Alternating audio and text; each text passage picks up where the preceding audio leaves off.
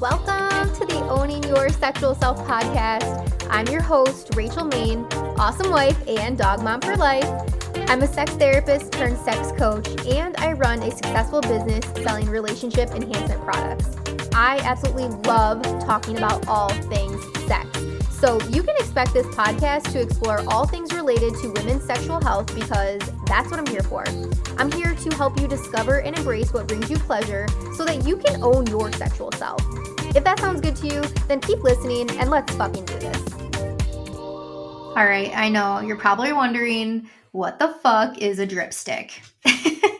Is it something that I'm going to use for my car? Is it something that is sexual? I mean, by the way, this is a sex podcast, so it has to be something sexual, right? Sorry if you just heard Bane and Tater in the background. They just got very excited for this topic as well.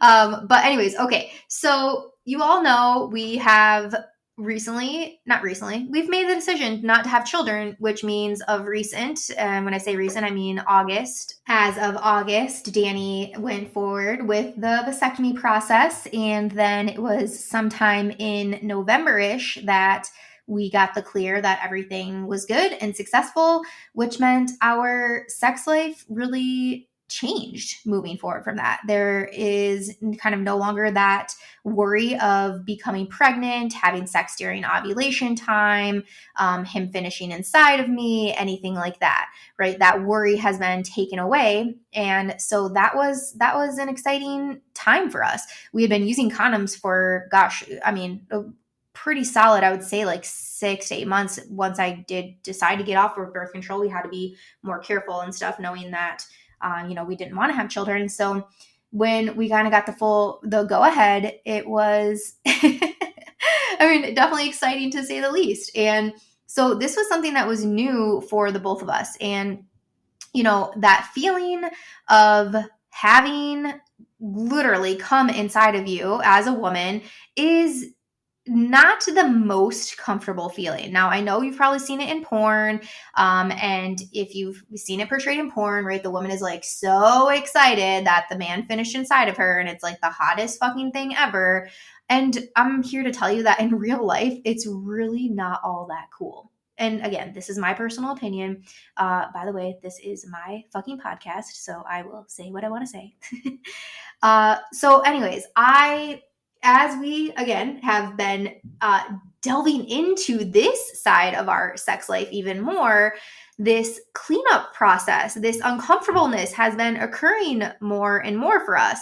And to not to say like, it's not every time that he's finishing inside. I guess it's more for us like a special occasion. And I think even as I'm now saying this out loud, I think it's out of habit, that he will pull out to finish. But again, now that we have the okay to go ahead and have sex freely without that worry, it is just so uncomfortable as a woman to be walking around, later that day and to literally just feel. And again, I should have gave like a forewarning for this episode. Like, it's pretty graphic. It's pretty in detail. And that's just the only way that it is to talk about it. Somebody's got to talk about it, right? That's my job. So it's so fucking uncomfortably walking around and literally feel like coming out of you after you've cleaned up. And I'm talking like hours later. Like, how is there even still shit left in there? It's crazy. So I remember my friend mentioning these things to me called dripsticks. And she mentioned to us after her sexual encounter, she told us in a group chat that we're in, like, you guys have to check out these dripsticks. They're so amazing, blah, blah, blah. And I remember seeing it and thinking exactly probably what you're thinking. What the fuck is a dripstick? And why are you using it after sexual encounters? And I really didn't think too much of it until it was now I'm in this place where I'm experiencing this uncomfortableness and this awkwardness, of, again, after having sex later in the day, just feeling like, oh my God, this is gross. I need to go to the bathroom. I need to wipe myself up. Like, it's been hours. What the fuck? And I remember reaching out to her and being like, girl, how do you do it? Like, how do you avoid this uncomfortableness, like this awkwardness? And she's like, don't you remember? I told you about the dripsticks. So I go to awkwardessentials.com And I look up these Dripsticks, and it's an aftercare, it's a sex cleanup product, and it is the first ever sex cleanup product out there. And so I go to Awkward Essentials. I go, and on their website, you can get a little sample pack. So you get 3 little Dripsticks for your sampling use, basically for $2, you guys, $2. They are literally so affordable. And so I go on there and I use the Dripstick for the first time, which obviously what this podcast is going to be about. So I use the Dripstick for the first time, and immediately I was like, I'm going to need more of these in my life. And given that I am a sexpert and somebody that works in this field, I messaged them. I said, hey, I want to either be able to record a podcast about this. I want to have somebody from the company come on and talk about this product.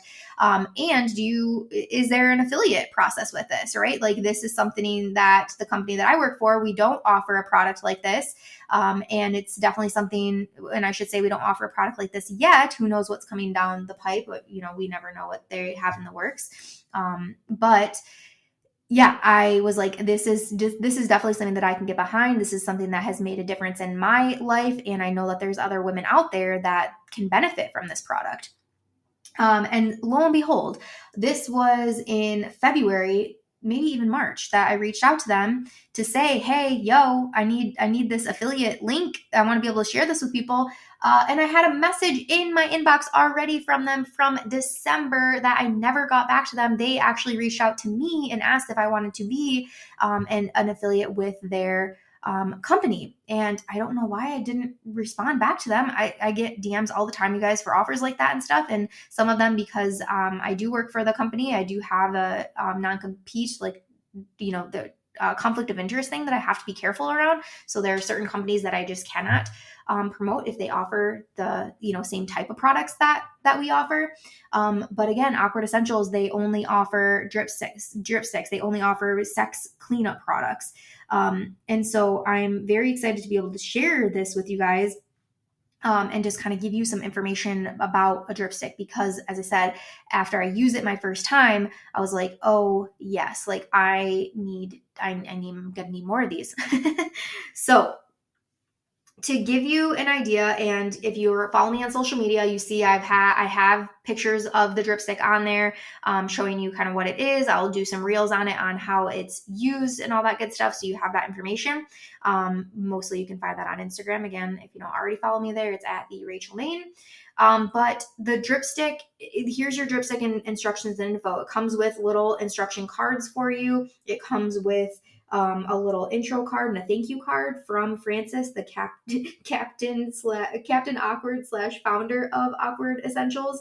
And they even have a private Facebook group that you can join as well. It's called Awk Talks, AWKTALK.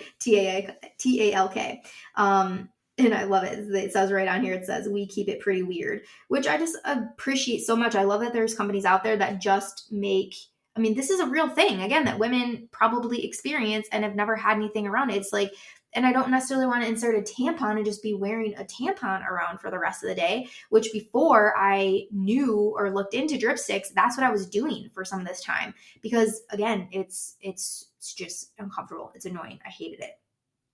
All right. So Dripstick is the first after sex cleanup product of its kind. It's made out of a soft medical grade sponge and will clean up all excess fluids so you can move on with your day or night, right? No more perpetual gooey feeling, dripping, or ruined sheets.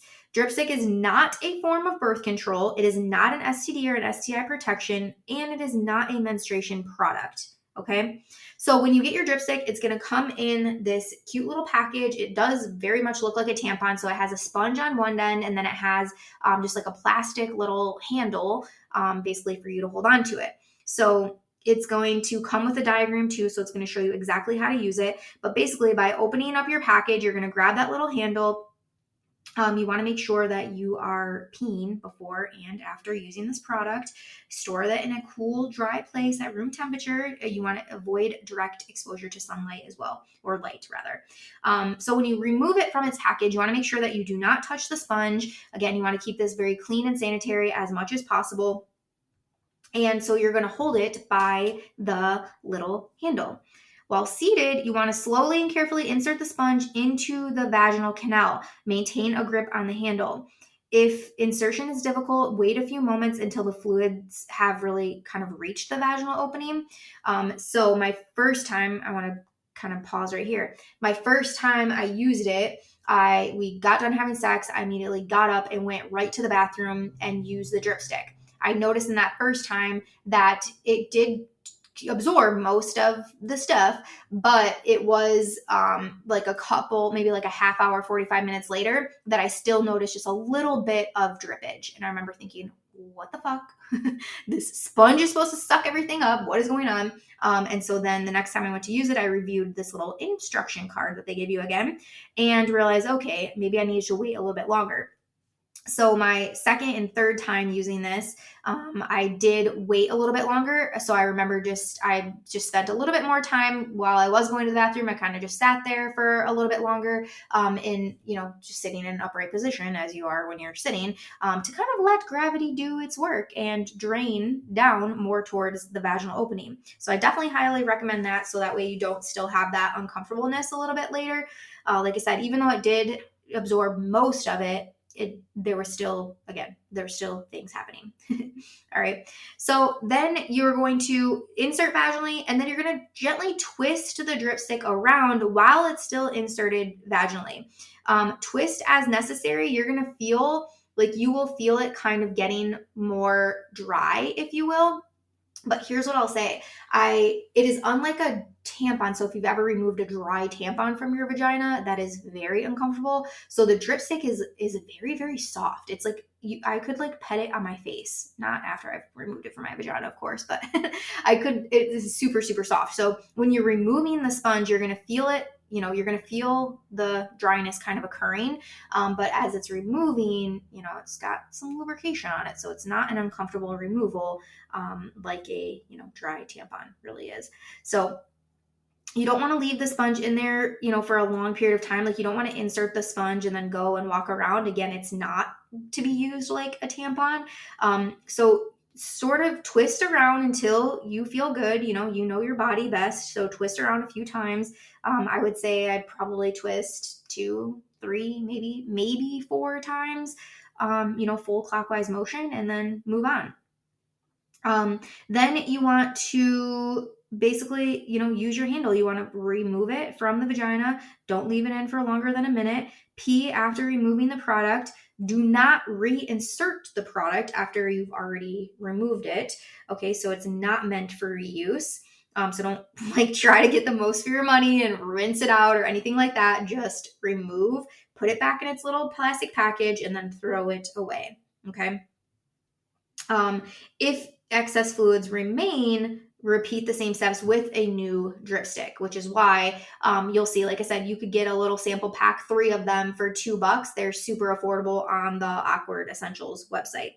And just a reminder, you always, always, always want to pee after sex. This is going to help prevent UTIs, yeast infections, things like that. You want to pee away all of the things. All right.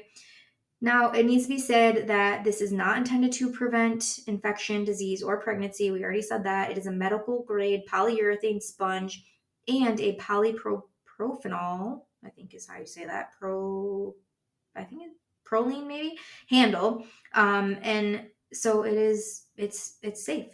They're all keeping your vagina, safe and at their hearts. And on their same page. All right. Now, just in case we have somebody that's listening that might not know your full female anatomy, when you're inserting, you want to insert into the vagina. So the same place where the penis was inserted, you do not want to try to insert through your urethra where you pee from. And you certainly don't want to stick it inside of your anus. I mean, maybe that might feel good for people that enjoy anal play, having a little sponge up in there. But it's intended for your vagina. So use it for your vagina. Now, I will tell you, this has been a game changer for us in our sex life. I no longer, before I had Awkward Essentials in my life, I remember thinking I don't really want him to finish inside me. We got plans tonight. I got shit to do today. Don't want to be dripping and squishing around for the rest of the day. So Awkward Essentials, these Dripsticks, really, you guys have made such a difference. And again, I'm grateful that there's a company out there like this that creates products like this for these awkward times in our life. So that concludes today's session of the podcast. This was super short and sweet, but again, I've used the Awkward Essential Dripsticks a few times, and I wanted to share this with you. I do have a link for you. So when you go to awkwardessentials.com, I do have a discount link that you'll find in the show notes here.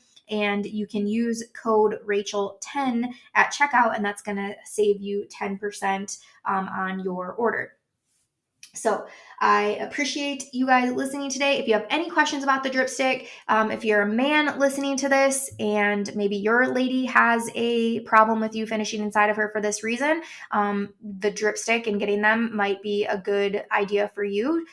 Being able to offer a solution to her problem that she's voicing to you or uncomfortableness that she's voicing to you, just being conscious around that. And maybe now you have a more better understanding that this is uncomfortable and it's awkward for women in this position.